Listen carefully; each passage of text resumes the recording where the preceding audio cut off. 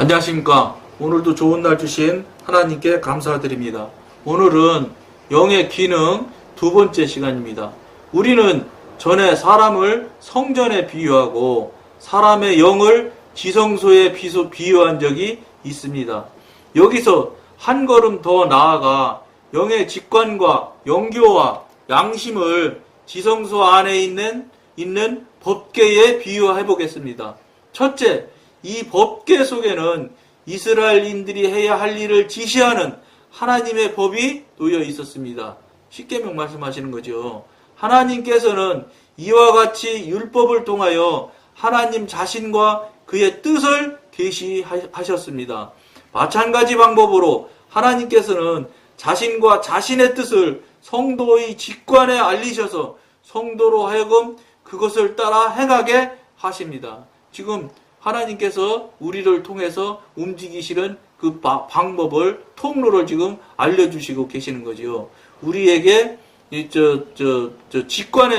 직관에게, 하나님께서 하실 말씀을, 하실 일들을 알려서 행하게 하신다는 그걸 지금 말씀하는 겁니다. 둘째로, 이 법궤 위에는 피가 뿌려져 있는 시은좌가 있는데, 하나님께서는 여기서 자기의 영광을 나타내시고, 사람의 예배를 받으셨습니다. 이와 마찬가지로 보혈로 말미암아 구속된 모든 사람은 그 영이 소생되었으며 이 소생된 영을 통하여 우리는 예배를 드리고 하나님과 영교를 하게 됩니다. 지금 여기서는 당연히 영의 삶을 영으로 살고 영으로 예배드리고 영으로 기도해드리는 것을 기본으로 본질로 깔고 지금 이야기를 하고 있는 겁니다. 과연 근데 이 방송을 보시는 여러분들은 정말로 영어로 예배 드리고 영을 기본으로 해서 기도를 하며 영에 의지하고 영의 지도인도 하시는 대로 살아드리는 삶을 살아드리시는 분들이 있습니까? 과연 혹시 있는 분이 계시면 얼마나 감사하고 고맙고 반갑겠습니까? 지금 영어로 실제 살고 영어로 교통하고 교제하는 분들은 대단히 극소수라고 보거든요. 극히 극소수라고 보기 때문에 그런 일들을 하시는 분들이라면 얼마나 계시다면 얼마나 반갑고 기쁘겠습니까? 그러니까 이 방송을 보시는 분들도 그렇게 할 수 있도록, 못 하시는 분은 그렇게 할 수 있도록 노력을 하셔야 되고, 또 그것에 대해서 알지도 못하시는 분들은 이 방송을 통해서 계기점을 마련해서 여러분들도 빨리 그런 삶을 살아드리고 그런 신앙생활을 할 수 있는 여러분들이 되게 돕자는 것을 돕기 위해 이 방송을 하고 있다는 것을 여러분한테 말씀드리니까 여러분들도 그런 삶이 될 수 있도록 노력하셔야 되겠습니다. 예전에 하나님께서 시은좌에서 이스라엘과 영교를 나누셨던 것처럼 오늘날은 보혈로 정화된 영 안에서 성도와 영교를 나눕니다. 셋째로, 법궤는 또한 증거궤라고도 불리는데 이것은 이스라엘에 대한 하나님의 증거인 십계명이 이 궤 속에 보관되어 있기 때문입니다. 법궤 속의 두 법판이 이스라엘의 행위를 묵묵히 정죄하거나 용서했던 것처럼 하나님의 성령이 하나님의 법을 기록해 놓은 성도의 양심도 성도의 행위를 책하거나 변호하는 것입니다. 내 양심이 성령 안에서 나로 더불어 증거하노니 로마서 9장 1절 말씀. 이스라엘인들이 법궤를 어떠한 경외심을 가지고 대했는가를 살펴보시기 바랍니다. 요단강을 건널 때 이들에겐 법궤 외에 다른 인도자가 없었습니다. 당연하지요. 지금 가나안 7족속과 가나안 왕 31왕을 지금 대적해서 싸우는 이스라엘 백성들이 여러분들이 다 이미 알고 생각하시고 하셨겠지만 그분들이 결코 그 군사 출신들이 아닙니다. 군인 출신들이 아닙니다. 집으로 흙 밟아서 만들어가지고 벽돌 만들어서 애굽인들이 지시하는 대로 피라미드 쌓고 뭐 이런 일들 했던 인부들이지 한 사람도 그 무기라고는 만져보고 무기를 들어본 사람조차도 없습니다. 그럼에도 불구하고 그들은 전쟁을 해서 그 많은 전쟁들을 해서 하나님의 순수한, 그러니까 그들이 이겼다고 그들은 생각했을라는지 모르지만 저는 제가 지금 현재 시점에 있는 정도의 상태에서 그들을 바라보는 관점에서 봤을 때 그들은 절대로 그들이 이긴 게 아니라고 보는 것입니다. 왜냐? 전쟁은 아무나 하는 게 아니거든요. 전쟁을 하는 사람들은 전쟁을 할 수 있는 용사들이 돼야지 전쟁이 되는 것이지, 흙으로 집 가지고 벽돌 만들었던 사람들이 광야를 40년 뺑뺑뺑 돌았으며, 그렇다고 해서 특별하게 전쟁이라고 남들을 향해서 뭐 전쟁을 죽이고 죽는 그런 전쟁을 해본 경험이 있는 이스라엘 백성들도 아닙니다. 그런 사람들이 지금 가나안에서 정복 전쟁을 해서 승리하고 이긴다는 건 무엇을 얘기하냐? 하나님께서 이길 수밖에 없게끔 모든 걸 만들어 주시기 때문에 이기는 거예요. 무슨 도구로서 어쨌든 사람이 가서 창을 찔러야 되니까 찔러야 적이 죽으니까 찌르는 사람은 필요하겠지요. 그러나 그 찌르는 사람이 훈련되어졌다거나 그 사람이 무슨 전쟁을 위해서 준비된 사람들이 아닙니다. 오히려 반대편에 있는 적들은 아멜렉 족속이나 가나안 7족속들은 이미 그 사람들은 군인들이 있고 이미 정규적으로 훈련받았던 군인들을 상대해서 지금 집으로 벽돌 쌌던 사람이 지금 싸움을 한 것입니다. 그런데 승승장구합니다. 딱 여기에서 우리가 성경에서 늘 여러분들도 이미 보고 읽고 다 아시는 분들이니까 거기에서 혹시 이런 방향, 이런 관점에서 생각하지 못했다면 이런 관점도 있다는 것을 여러분들이 보시면 좋을 것 같습니다. 흙으로 벽돌 만들었던 사람일지라도 하나님께서 이끌어 주시고 하나님께서 지도인도 하시며 하나님 말씀대로 온전하게 순종만 하면 이길 수 있게 만들어 주시는 겁니다. 즉 전혀 할 줄 모르고 해보지 않았고 전혀 훈련되지 않았을지라도 하나님이 써서 들어서 쓰시면 감당하고도 남을 수 있는 것을 우리가 성경에서 볼 수 있는 것입니다. 이스라엘 백성이 가나안 전쟁에서 우리가 승리하고 이기는 것을 보면 그들이 기생 나비 들려오는 소문 들은 얘기를 하지 않습니까? 정탐꾼한테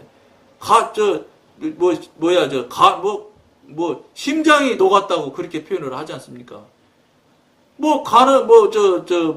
그 왕들 반항하고 대항했던 왕들 막 정말로 하나도 살려놓지 않고 다 죽이고 하니까 얼마나 무섭겠어요.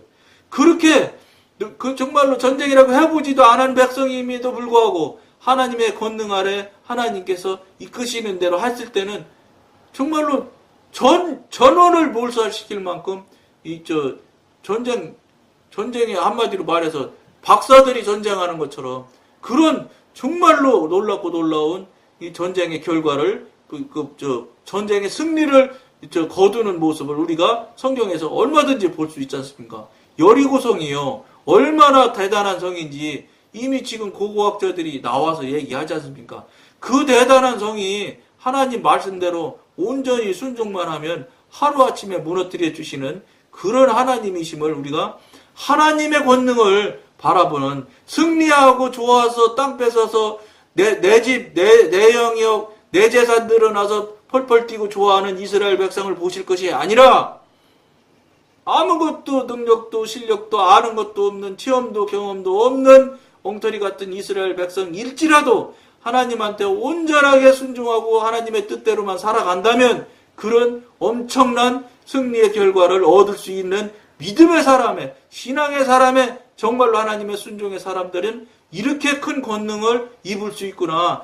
권능을 자기가 입는 것이 아니죠. 하나님이 주셔서 그걸 행사해서 이기고 정말로 어마어마한 승리의 결과를 거둘 수 있구나 하는 것을 그런 관점에서 하나님의 권능을 현상에 현실적으로 나타나 있는 모습을 보는 관점으로 여러분들이 성경을 다른 관점으로 한번 바라보고 한번 그 부분을 분별해보는 그런 귀한 기회를 가져보면 여러분들이 하나님의 관점을 알아볼 수 있는, 체험해 볼 수 있는 그런 귀한 계기가 될 수 있을 것이라고 봅니다. 이 또한 여러분, 제가 신학교 가서 성경 공부한 거 아니거든요. 이건 성령님으로부터 깨닫게 해주시고 알게 해주시는 은혜로 관점이 이렇게 바뀌어지는 관점도 보아서 제가 이렇게 깨닫고 분별이 되어진 적이 있었기 때문에 이 방송을 듣는 여러분들과 나누는 겁니다. 제가 한 거 아닙니다. 성령님께서 이런 관점으로 이끌어 주셨기 때문에 그런 관점으로 한번 보게 된 것이지요. 바라고 원하옵기는 여러분들도, 이 방송을 보시는 여러분들도 그렇게 한번 관점을, 하나님의 관점, 하나님은 그럼 어떻게 하셨을까? 하나님 같으면 어떻게 처결하셨을까 하는 것을 생각하고 여러분들이 물어보고 지도인도 받는 여러분들이 되었으면 참 좋을 것 같다. 좋겠다. 그렇게 되시기를 원합니다. 이걸 말씀드리고자 이 방송을 하는 겁니다. 그러나 그들은 아무런 주저함 없이 법궤를 따랐습니다. 여리고에 대항하여 싸울 때도 이들은 법궤 뒤를 따를 뿐이었습니다. 법궤 뒤만 그냥 따라간 거예요. 제일 앞에 저 법궤가 가잖아요. 후에 이들은 법궤를 자기들 방법대로 사용하려 했을 때 블레셋 사람들 앞에 설 수 없었습니다. 그러니까 우리 뜻, 우리 생각, 우리 경험, 우리 지식으로 해서는 안 된다, 이런 말입니다. 웃사가 육신적인 손으로 법궤를 들려고 손을 댔을 때 즉사하지 않았습니까? 웃사 입장에서는 그 거룩하고 거룩한 법궤가 떨어지는데 어떻게 안 잡겠습니까?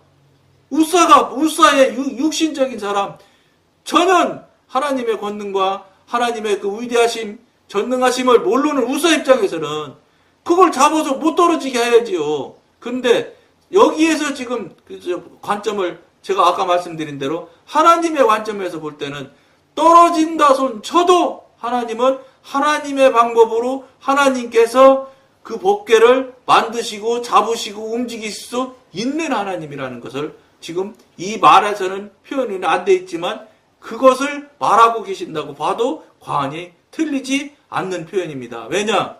정말로 법궤에 법궤가 정말로 땅에 떨어져서 십계명이 있는 두 돌판이 깨진다거나 이런다면은 사람이나 인간적인 상식선에서 생각할 땐 보통 일이 아니지요. 그런데 하나님은 그것마저도 다 계산하고 다 알고 계시며 섭리 속 안에 섭리의 순서에 다 들어있는 거예요.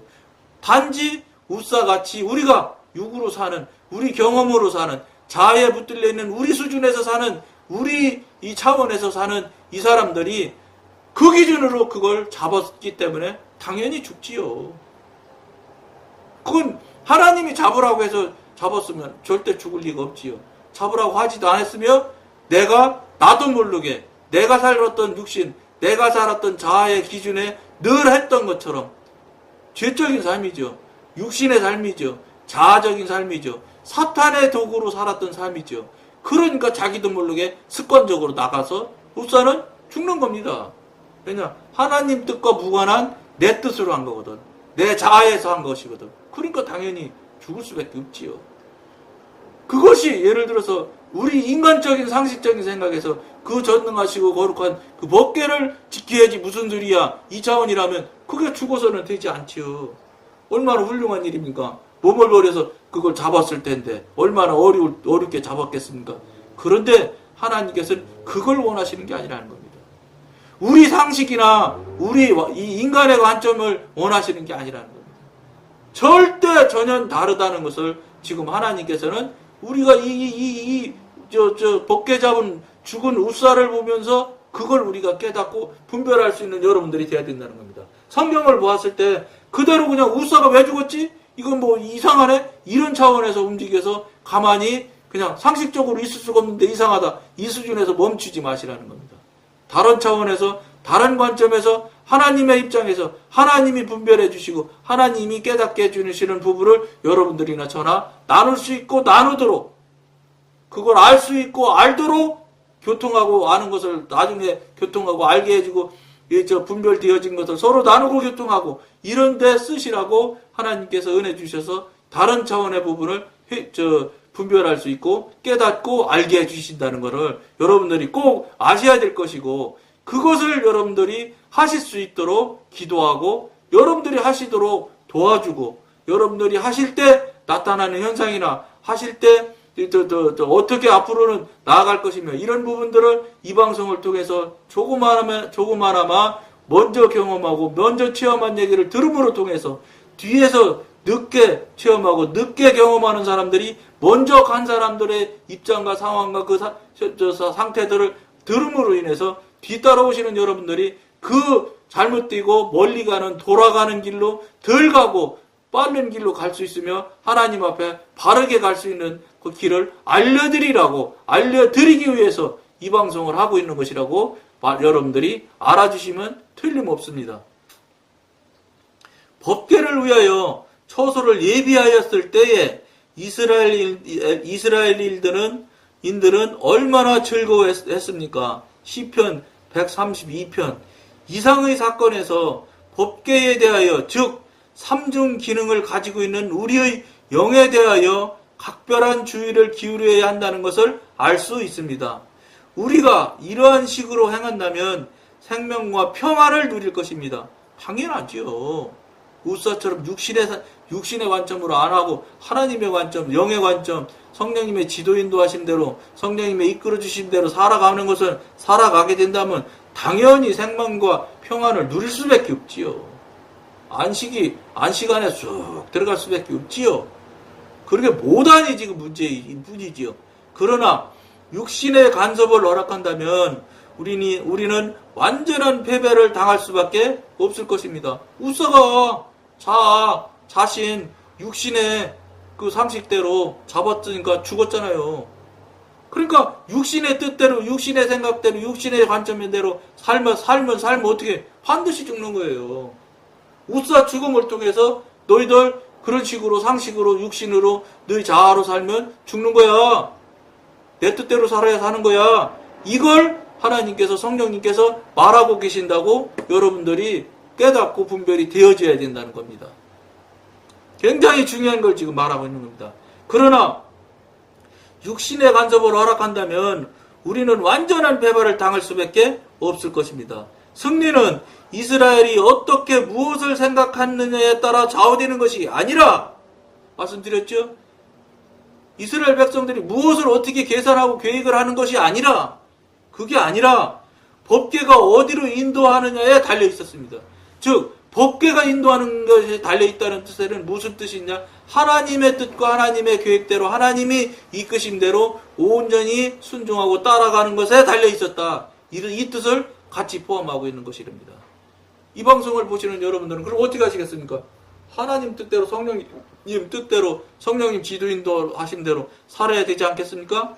그렇게 사시고 그렇게 살고 계시다면 반드시 경험하고 체험하는 일들이 기적 같은 일들이 정말로 초자연적인 일들이 한 번 일어나는 것이 아닙니다. 수시로 늘상 일어나며 늘상 성령님께서 지도 인도하고 이끌어 가심을 체험하고 경험하며 따라 순종하는 삶을 살아드리는 여러분들의 삶이 되어야 된다는 겁니다. 그걸 못하면 안 된다는 겁니다. 그거 못하면 잘못됐다는 것입니다. 그거를 여러분들이 빨리 돌아보시고 그 삶으로 갈 수 있도록 그 바른 삶으로 갈 수 있도록 여러분들이 여러분들이 되게 신앙이 되도록 믿음이 되도록 돕기 위해 이 방송을 한다는 걸 말씀드리는 겁니다. 영적인 유익은 사람의 생각 안에 있는 것이 아니라 직관과 영교의 양심의 가르침 안에 있는 것이다. 무슨 소리입니까? 직관, 영교, 양심은 성령이 영이 움직이고 영이 일들을 하는 일들에 대한 나타나는 모양을 표현하는 단어라고 말했죠. 영 안에서 영이 움직여야지만 된다는 것입니다. 그거를 여러분들이 명심하시기를 부탁드리면서 오늘은 여기까지만 하겠습니다. 감사합니다.